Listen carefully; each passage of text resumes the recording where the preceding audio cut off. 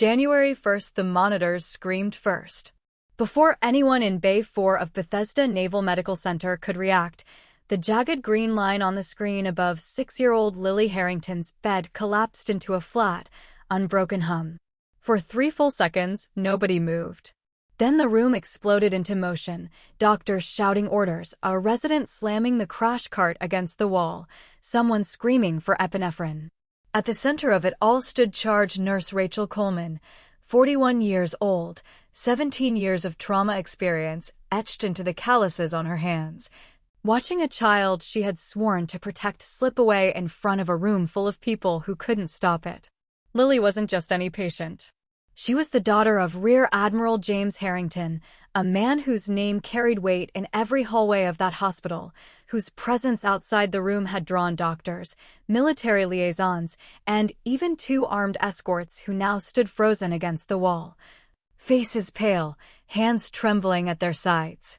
The Admiral himself had been pulled from a classified briefing 40 minutes earlier and rushed across 3 state lines by military transport. He arrived just in time to see his daughter's small body jolt under the paddles of a defibrillator, her chest rising and falling only because a machine was forcing it to. Dr. Marcus Webb, the attending physician, called the time. It was a formality, a word doctors are trained to say when there is nothing left to try. Time of death, he began, his voice hollow, 11:20, but he never finished the sentence. Rachel Coleman's hand shot out and gripped his wrist so hard he flinched. She wasn't looking at him. She was staring at the monitor, at a flicker so faint most people in that room would have dismissed it as static, an electrical artifact, nothing more than the ghost of a wire losing contact. "Wait," Rachel said. Just one word, but it carried enough force that Dr. Webb's mouth snapped shut. The Admiral, standing rigid by the doorway, felt his knees buckle, and it took every ounce of military discipline in his body not to collapse right there. His wife, Colonel Sarah Harrington, a woman who had survived combat deployments, who had stared down enemy fire without blinking, was sobbing silently into her own hand, unable to look away from her daughter's still face. Rachel leaned in close, so close that her lips nearly brushed Lily's ear, and she whispered 5 words. Just 5. Words that no one else in the room could fully hear, words that seemed to belong to some private language between a nurse who had seen death 1,000 times and a little girl who refused, somehow, to obey its rules. And then everyone froze, not because of drama, not because of theater, but because the monitor, the machine that had declared this child gone, blinked. A single spike. Then another.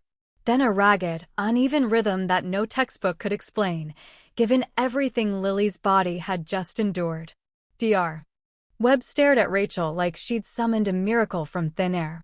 "What did you just say to her?" he demanded, his voice cracking between disbelief and something close to fear. Rachel didn't answer immediately. Her eyes were locked on the monitor, watching the rhythm stabilize, watching a corpse become a patient again in the space of 4 heartbeats. The Admiral pushed past the guards, past protocol, past every rule that should have kept him at the doorway, and dropped to his knees beside the bed, gripping his daughter's small hand as if letting go would undo whatever had just happened. What none of them knew, what Rachel herself barely dared to believe, was that this was not the first time she had seen this exact pattern.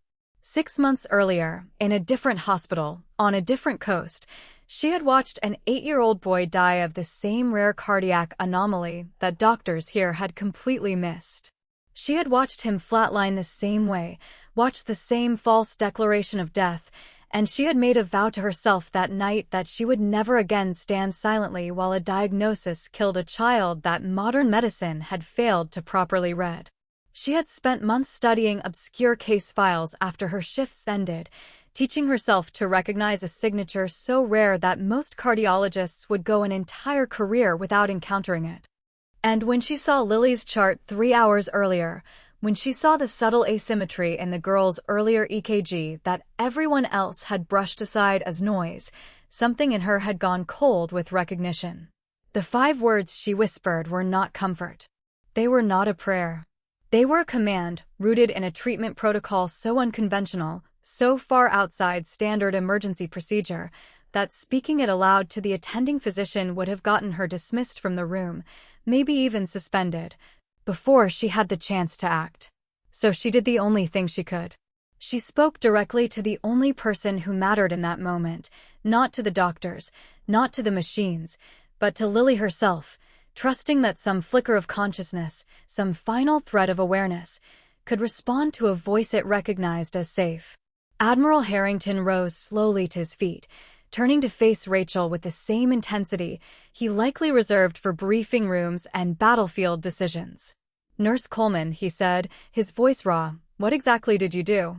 The question hung in the air, heavy with everything none of them yet understood, that Lily's survival in the next 60 seconds would depend entirely on decisions Rachel was about to make, decisions that would put her career, her license, and possibly her freedom on the line. Because reviving Lily's heart was only the beginning. The real danger, the reason this rare condition had killed before, was still coming, and Rachel Coleman was the only person in that hospital who knew what it was. If you feel the tension building already, imagine what's coming in Chapter 2. Hit that subscribe button right now and turn on notifications, because this story is about to take a turn nobody in that hospital saw coming, and you will not want to miss a single second of it.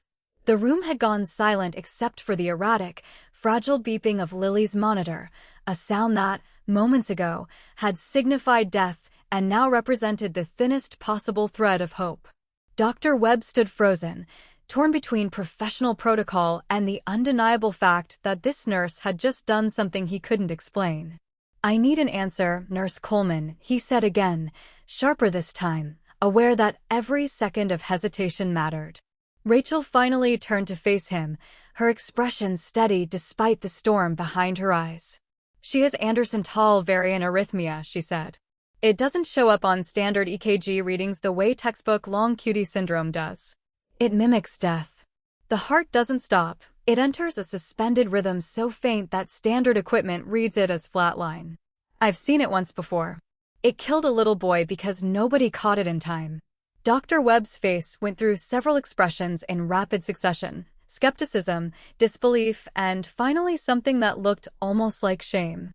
"That's an incredibly rare diagnosis," he said slowly. "If you're right, standard resuscitation protocol could actually kill her. The epinephrine we almost gave her," he stopped, understanding dawning with visible horror. Rachel nodded grimly. "It would have triggered a fatal cascade. That's why I said wait. That's why I needed to reach her directly, before anyone touched her with another dose."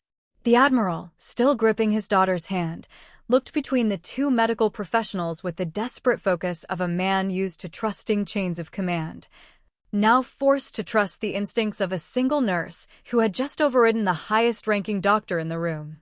The 5 words Colonel Sarah Harrington finally managed to ask, her voice trembling. "What were they?"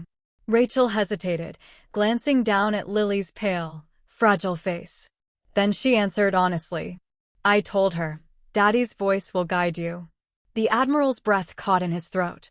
Sarah's hand flew to her mouth. It wasn't a medical phrase, not a clinical trick, not something found in any manual. It was something deeply personal, something Rachel could not possibly have known unless she had done far more than glance at a chart. And that was exactly the case. While reviewing Lily's admission papers hours earlier, Rachel had noticed a small, worn photograph tucked into the girl's hospital bag, a picture of her father in uniform, inscribed on the back with the words, "Daddy's voice will always find you, wherever you are." It was a bedtime ritual, something private between father and daughter that Rachel had recognized instantly as an anchor, a familiar signal that might reach a mind trapped in the fog between life and unconsciousness. "You used our private words," the Admiral said, his voice breaking completely now, all military composure gone. "You knew that would reach her." Rachel nodded. "The brain doesn't fully shut down the way monitors suggest, not always, especially not in cases like this. Familiar voices, familiar phrases, they can sometimes reach a patient even when every machine says there's nothing left to reach." "I took a chance. I couldn't wait for permission." Dr. Webb, still processing the magnitude of what had just occurred, turned to the rest of the room. "Get cardiology down here immediately." I want a full workup for Anderson-Tall variant, and someone pull every case file on record for this condition in the last decade. Nurse Coleman may have just saved this child's life by refusing to follow protocol. But the danger was far from over.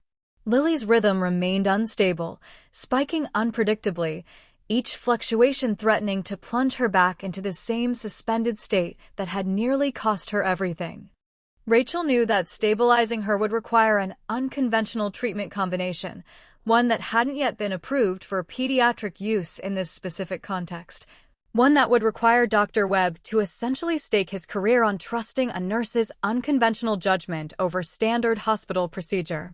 The tension in the room thickened as Webb weighed the impossible choice: follow protocol and risk losing the child to a slow, predictable failure, or trust Rachel's instincts and venture into territory that could end both their careers if it went wrong. "Do it," the Admiral said suddenly, his voice steady now, carrying the authority of a man who had made life-and-death decisions his entire career. "Whatever she needs to do, let her do it. I'm giving the order." Dr. Webb looked at him, then at Rachel, and made his decision. Over the next 40 minutes, Rachel worked alongside a rapidly assembled cardiology team, administering a carefully calibrated combination of medications designed to correct the specific electrical misfire causing Lily's condition, monitoring every fluctuation with an intensity that bordered on obsession. Twice, the rhythm faltered dangerously, and twice Rachel leaned close to whisper the same 5 words, watching as Lily's small body seemed to respond, however faintly, to the sound of a promise passed down from her father. By the time the sun rose over Bethesda the next morning, Lily's heart rhythm had stabilized into something the cardiology team could finally call safe. She would need extensive follow-up care, likely a permanent implanted device to regulate her heartbeat for the rest of her life. But she was alive, truly, undeniably alive, in a way that had seemed impossible just hours earlier. Admiral Harrington found Rachel in the hallway outside the recovery room, exhausted, her scrubs still stained from the night's chaos. He didn't say anything at first. He simply embraced her, a gesture so unexpected from a man of his rank and reserve that several staff members stopped to watch. "You didn't just save her life," he finally said. "You gave her back to us." Rachel, more emotional than she wanted to admit, could only nod. Weeks later, the hospital would formally recognize her actions, updating training protocols to include awareness of rare arrhythmias like the one that nearly took Lily's life. But for Rachel, the real reward wasn't the recognition, it was watching Lily, weeks later, walk into the hospital under her own power, healthy and laughing, to personally thank the nurse who had refused to let a machine's verdict become the final word.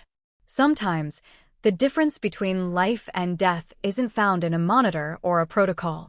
Sometimes, it's found in 5 whispered words spoken by someone brave enough to trust what they know, even when everyone else has already given up.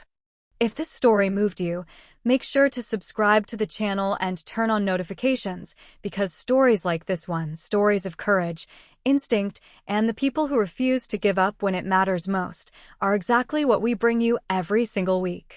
Drop a comment below telling us what you would have done in Rachel's place, and share this video with someone who needs a reminder that hope sometimes arrives in the quietest voice in the room.